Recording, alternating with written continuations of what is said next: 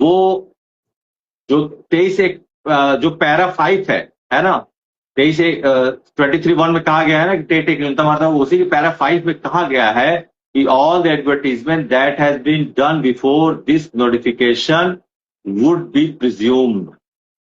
जो भी नोटिफिकेशन मतलब विज्ञापन इसके पहले हो चुके हैं, और फिर 29/7/2011 जो अमेंडेड फॉर्म आया उसके उत्तर प्रदेश में, उसके पहले जो भी भर्तियां चल रही हैं वो यथावत चलेंगी। 23 अगस्त के 2010 में वो नोटिफिकेशन आता है, पैरा 5 में छूट देने की बात है, और वही फिर संशोधित रूप आता है 29/7/2011 को, जिसके पैरा 5 में साफ कहा गया जो भी विज्ञापन इसके पहले हो चुके हैं उनकी भर्ती प्रक्रियाओं पर ये जो अधिसूचना, इसका कोई भी प्रभाव नहीं पड़ेगा, है ना। हाँ, नहीं, रिव्यू लिस्टेड नहीं हुआ है, रिव्यू लिस्टेड नहीं हुआ है, पीआईएल खारिज हुई है। अब मैं उसी पे आ रहा हूं, आज की जो सबसे बड़ी खबर है मैं उसी पे आ रहा हूं।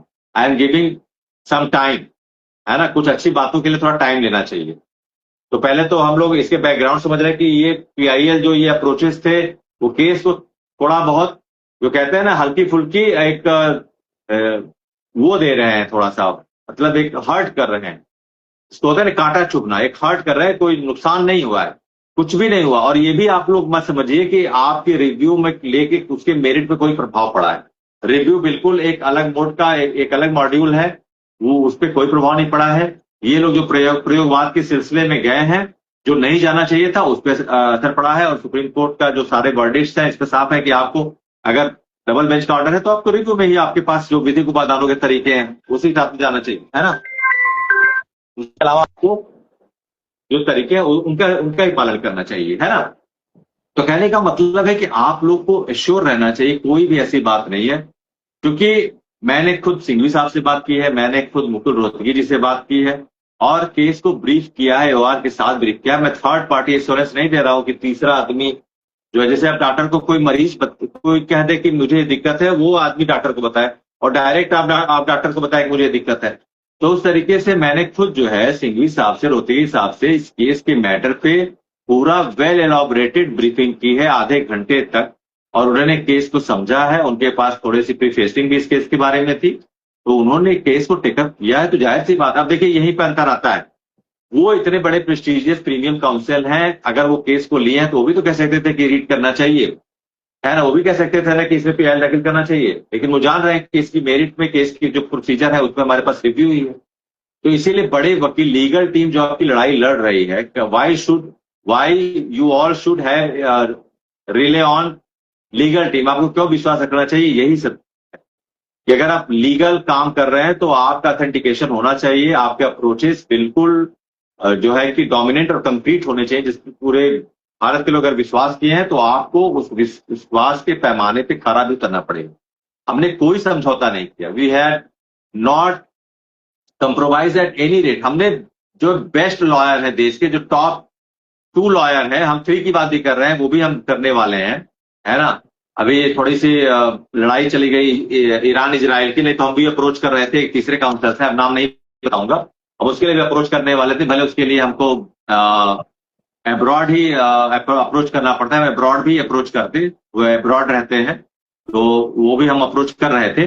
लेकिन अभी थोड़ा सा जियो पॉलिटिकल इश्यू की वजह से थोड़ा सा मिडिल ईस्ट में थोड़ा सा वॉर सिचुएशन है, जिसकी वजह से दिक्कतें हैं। नहीं तो लीगल टीम आपकी अब्रॉड में जो वकील साहब है उनको भी हायर करने के लिए पूरे प्रयास में है। हमारे वहां पे जो है कि सिस्टम हमारे डेवलप हो चुके हैं कि किस तरीके से उनको भी इस केस में हायर करना है। लेकिन अभी थोड़ी सी दिक्कतें हैं, और थोड़ा सा वो अभी एक्टिव नहीं, वो वकील साहब थोड़ा सा एक्टिव नहीं है, जिस वजह से हम उनको ऑफिशियली हायर करने में थोड़ी दिक्कत हो रही है। लेकिन हम उनके संपर्क में लगातार बने हुए हैं, उसमें हमारी मदद हो रही है।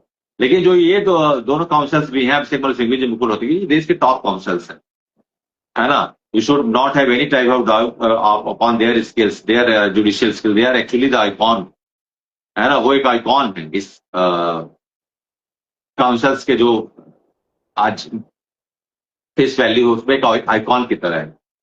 तो कहने का मतलब है कि आपके एनसीटी में ही सेवा सुरक्षा की बात कही गई, हमारी जो प्रेयर है, अभी मैंने कुछ दिन पहले कहा था कि जो है कि मैं एक वीडियो बनाऊंगा 9 बजे, कहा था, लेकिन थोड़ा सा हो नहीं पाया टाइम मैनेजमेंट की दिक्कत से। उसमें मैं यही बताता कि आपकी नौकरी किस तरीके, बहुत सारे प्रेयर्स के काउंटर्स पॉइंट्स है हमारे पास, बहुत बहुत लेजिटिमेट और बहुत ही बेसिक पॉइंट्स भी हैं, और हमने वो पॉइंट्स भी रखे हैं कि जहां पर आपकी सेवा पर इतना भी आंच नहीं आने पाएगा। हम तो क्रॉस और पॉइंट्स दोनों पे गए हैं, हम हेड और टेल दोनों पे गए हैं।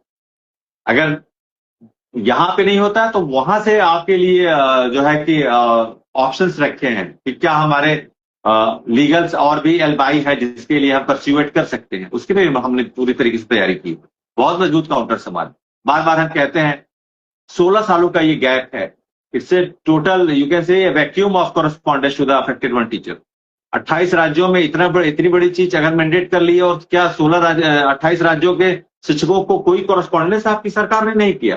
मान लीजिए एक राज्य ने नहीं किया, 2 राज्य ने नहीं किया, 3 राज्य ने किया, 28 राज्य की राज्य सरकारें, एग्जीक्यूटिव बॉडी जो मैंडेमस की बात कहते हैं, where there is a failure of compliance of any order given by the court और that any type of any law that has been formed by the legislature has not been applied, has not been executed, has not been enforced by anyhow to the affected one, then who would be accountable for that? कौन accountable होगा? Who would be accountable for that? It would surely the government, the state government would be accountable for that. State government इसमें accountable होगी। अगर 16 सालों में if there has been created a large vacuum of miscommunication before the government, before the enactment of this RT Act and the applicability and the mandation of the state mandation assuring by the affected one teacher, there is a huge communication gap between this. So who would be accountable for that? The state government of 28 state government has been supposed to be the culprit and accountable for all that miscommunication and amendments that has been done between these 16 years.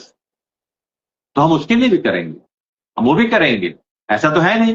जाहिर सी बात है कि जब ये enactment हुआ उसके पहले के लोगों के लिए, उसके बाद के लिए है नहीं। बहुत बात आप कहते हैं, कई लोग कहते हैं कि वो जो अमेंडमेंट 2017 का है, उस अमेंडमेंट में अगर एप्लीकेबिलिटी हमारी है that the teacher prior who has been appointed before this enactment of RT act, तो अगर ये तो है तो फिर 2019 में हम नॉट एलिजिबल होंगे 7 सालों से। ऐसा होता है। यहां महानिदेशक साहब का लेटर आता है, मैं अपने स्टेट की बात कहूंगा कि आज बच्चों को चिक्की खिलाना है दोपहर में, आज बच्चों को हलवा खिलाना है, आज चीनी कम डालना है, आज दूध ज्यादा डालना है, आज खिचड़ी खिलाना है, आज पोहा खिलाना है, आज कुर्सी पे इधर बैठना है, आज कुर्सी पे उधर बैठना है, आज दिन भर 2 घंटे खड़े होकर पढ़ाना है। 1 घंटे में सर्कुलेट हो जाता है ऑर्डर, 1 घंटे में, within 1 hour all the particulars, all the feature of any order has been assured by all the single teacher of every basic school of Uttar Pradesh or the any other region. जब महानिदेशक साहब का DG साहब का letter आता है उस दिन के लिए, तो सुबह खोल के हम लोग देखते हैं तो वो पूरे दिन के लिए हो, सभी लोग जान जाते हैं आज ये करना है, आज हमारा जो है ये होगा, आज हमारा जो रूटीन होगा वो हमारा ये होगा। और इतना बड़ा वो हो गया, और वो हमको कोर्ट के माध्यम से पता चलेगा कि we have been supposed to give the TET examination before 16 years ago. 16 साल पहले हमारे लिए it has been made compulsory for all the teacher who has been appointed prior to this enactment of act. 16 साल पहले जो teacher नियुक्त हुए उनके लिए ये अनिवार्य हो गया और हमको पता ही नहीं। Is it a comedy of error? ये कॉमेडी ऑफ एरर है? कॉमेडी ऑफ एरर तो है नहीं। ये 25 लाख शिक्षकों का आजीविका का मसला है। It is somewhat that has been given so easily and so cynically by the state government. We would also go for that. हम इस पे भी जाएंगे। We would not left any options we are having available for that. हम किसी भी options के जो हमारे पास अवेलेबल है, we would not let anything left for that. हम नहीं छोड़ेंगे कुछ। Is it something comedy of error? 16 साल से आपको पता ही नहीं है। पहली बात तो हमारे लिए है ही नहीं है। लेकिन अगर आप कहते हैं तो फिर आपका एग्जीक्यूटिव बॉडी कहाँ गया? हम अकाउंटेबल बनाएंगे आपको, हम स्टेट गवर्नमेंट अकाउंटेबल बनाएंगे। और कहने का मतलब ये है कि इतनी बड़ी संख्या प्रभावित हुई है और सारे स्टेट्स के जो जिनको सीईओ कहते हैं, सीईओ का मतलब जो मुख्य सचिव है, है ना, जो चीफ एग्जीक्यूटिव ऑफिसर होते हैं बड़ी बड़ी मल्टी एमएनसी कंपनी में सीईओ होते हैं, उसी तरीके से सरकार में उनके जो सीईओ होते हैं वो चीफ सेक्रेटरी कहते हैं।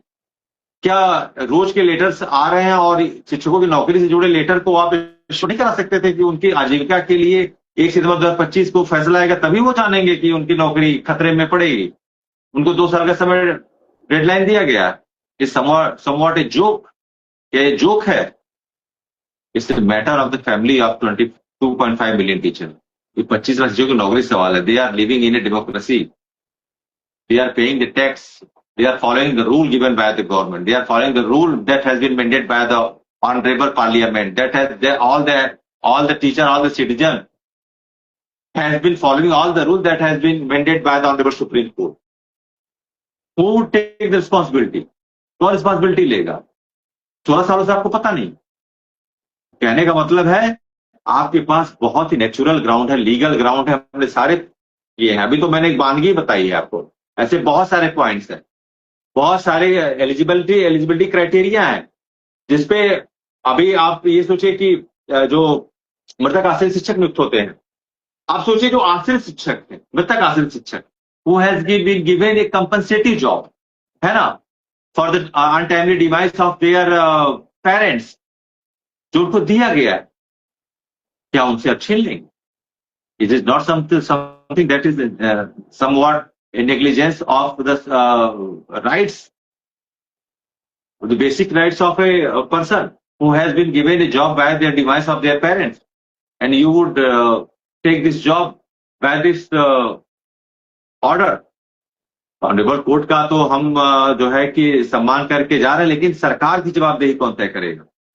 सरकार जो इस नियम को बनाती है, सरकार ने जब अगर लाया है, सबसे बड़ी बात की सरकार जो आप बात कह रहे हैं कि सरकार बोल रही है अभी कोर्ट के रिव्यू में मामला है, तो सरकार अभी किसी भी तरीके के कंटेम्प्ट से बचने के लिए कोई भी ऑफिशियल स्टेटमेंट नहीं बना कह रही। ये आप बात समझिए, सरकार की मजबूरी है। लेकिन हम जो एक तरीके का प्रिजम्पशन है लोगों में कि कह रहे हैं कि ये जो है 2017 का अमेंडमेंट इसलिए हुआ है कि वो जो भी टीचर हैं पहले के उनके लिए भी, लेकिन ऐसा कुछ नहीं है। जो टीचर अपॉइंट हुए हैं 2010 के बाद, 23 के बाद और 29/7/2011 अमेंडेड फॉर्म के बाद जो भी टीचर की नियुक्ति हुई है, उत्तर प्रदेश में 29/7/11, कश्मीर में 31 अक्टूबर 2019 और महाराष्ट्र में आरटी एक्ट लागू हुआ है 13 फरवरी 2013। तीनों याद कर लीजिए, ठीक है। कहने का मतलब है ये जो डेट है that is the cut off date 29/7/11। ये हमारे प्रेयर का पॉइंट्स है, जो डिमार्केटिव डेट है। कश्मीर में ये 31 अक्टूबर 2019 है। प्रीतम जी मेरी बात ध्यान से सुनिएगा, एनवीएफ चेयरमैन जम्मू, आपके यहाँ जो कट ऑफ डेट है वो क्या है? 2019।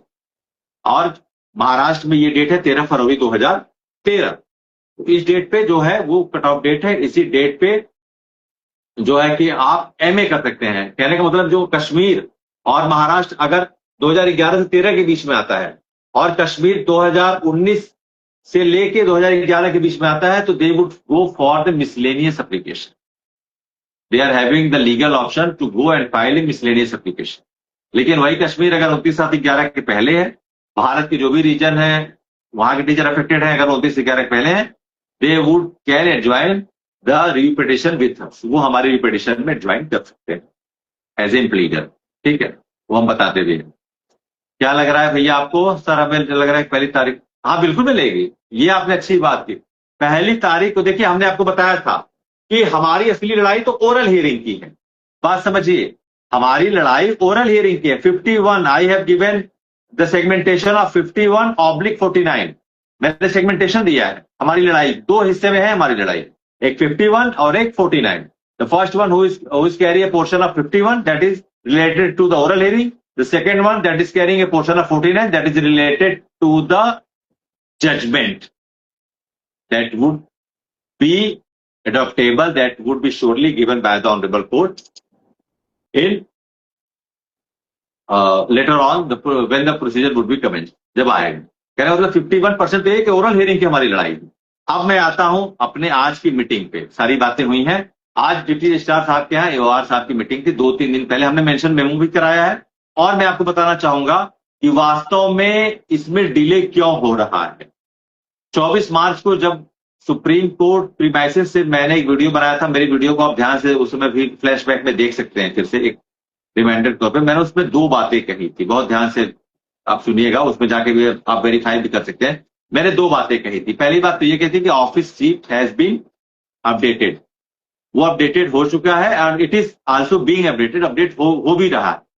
और आप देखे होंगे कि जब वो अंजुमन तालीम का जो 2 रीट पिटीशन, जिसमें एक शिक्षक महासंघ और छाया विद्याधर दांडले का जो मैटर जो ज्वाइन किया गया, जिसमें रजिस्ट्रार 1 कोर्ट में उसके डॉक्यूमेंटेशन की डेट पड़ी हुई थी, उसमें 2 अप्रैल के दिन, तो वो मैंने कहा था, उसमें आप देखेंगे तो आपके सारे जो रिव्यू पिटीशंस हैं, वो सारे रिव्यू पिटीशंस वो वास्तव में मेंशन हो रहे हैं। आप ध्यान से, मैं वो स्क्रीनशॉट शेयर भी कर दूंगा इसमें कमेंट बॉक्स में, वो सारे रिव्यू पिटीशन शेयर है। हमारा जो 1576/2025 है और 15820/2026 है, दोनों रिव्यू पिटीशन वो शो हो रही है। उसके अलावा जो दिल्ली का रिव्यू पिटीशन है, वो पंजाब का है, और हमने 5 रिव्यू पिटीशन करे हैं, वो सारे शो हो रहे हैं और दे आर एक्चुअली डिफेक्टलेस, वो डिफेक्टलेस भी है। हम उस पर भी आएंगे, डिफेक्ट पे भी आएंगे। तो कहने का मतलब ये है कि मैंने 2 बातें कही थी। एक तो ये कि 24 मार्च को मैंने कहा था कि आपकी ऑफिस सीट तैयार हो रही है पिटीशन की, और it is most probable that the tentative listing date would be the first week of the April. मैंने ये एक बात कही थी, और अप्रैल की फर्स्ट वीक में मोमेंटम आ भी जाएगा, ये भी मैंने कहा था। वो आया भी, लेकिन हमारे रिव्यू पिटीशन को लेकर नहीं आया। क्यों नहीं आया, उसमें मैं दूसरी बात मैंने कही थी, जब मैंने एक मध्य प्रदेश से जो है कि रिव्यू पिटीशन हुआ था जगदीश यादव जी का, मैंने उनकी मदद की, वो करवाया। प्रदेश अध्यक्ष है मध्य प्रदेश सरकार में, मध्य प्रदेश संगठन में, और उनका राज्य शिक्षक संगठन है मध्य प्रदेश, वहां पर वो जो है उनका मैंने मदद किया। तो मैंने कहा था कि अब कोई भी किसी तरीके के रिव्यू पिटीशन फाइल मत करिए, क्योंकि आपकी सीट बार बार डिस्टर्ब हो रही है, उससे आपकी टेंटेटिव लिस्टिंग डेट जो है वो पोस्टपोन हो रही है।